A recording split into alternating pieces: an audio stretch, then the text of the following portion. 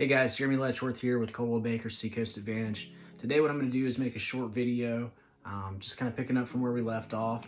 This is going to go over the process for after you get a home under contract. So you've made the offer, you've made a competitive offer, you got together with your agent and you got your offer accepted.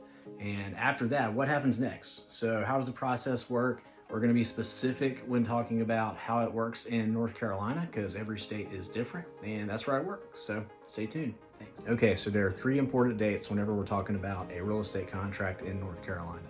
Number one is the effective date. Okay, the effective date is when all parties have signed and initialed any changes on the contract and it's been communicated between both parties. Okay, this is the starting point. The next is the due diligence date. The due diligence date is essentially the deadline for the buyer party to have completed all of their inspections and everything that would fall under due diligence. We'll get into that a little bit more. And third is the settlement date. So this is the estimated date of closing. There is some wiggle room whenever we're talking about a contract in North Carolina and the standard offer to purchase that most real estate agents use, which now is about 7 days. However, that is an estimated date that the contract will be completed.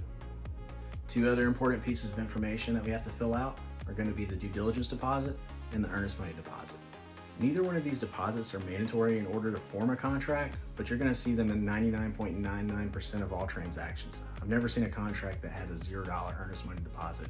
I've seen a couple that have $0 due diligence deposits, and those are typically like new construction or something like that, but you hardly ever see. Due diligence deposit is almost always non-refundable. It can be thought of as the amount of money put down in order for the seller to take their property off of the market so that you, the buyer, can do all the necessary inspections and appraisal. These inspections include a general home inspection. This could also be something more specific like an HVAC inspection, maybe a termite inspection or something. Essentially, you're doing everything possible to learn as much as you can about the property to decide if you want to go through with the transaction or not.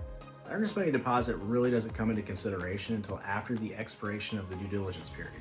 That's the due diligence date that you fill in whenever you're writing the contract. Okay, so at this point in time, if the buyer walks away or has to terminate for any reason, the seller walks away with the due diligence deposit and the earnest money deposit. So after that due diligence date, we talked about the next thing being the closing date, okay? So this is the point of time in which an attorney in North Carolina is going to transfer title to the buyer and the funds from the buyer to the seller. Is it as simple as that? Well, not really. There's a lot more that goes into it. This is to help you get a general idea of the process that you're going to be going through whenever you buy it. There's a lot of other professionals that are involved besides just the real estate agent. So a few that we mentioned are inspectors, appraisers, attorneys for title search and closing, the lenders, the mortgage officers.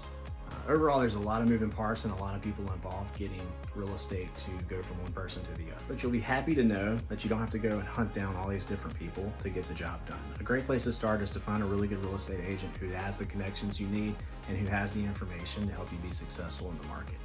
We'd be happy to help. Like I said, my name is Jeremy Letchworth.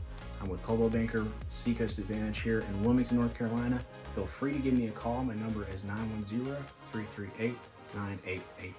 Thank you so much. I hope you enjoyed this video. If there's any other information that you need, please reach out.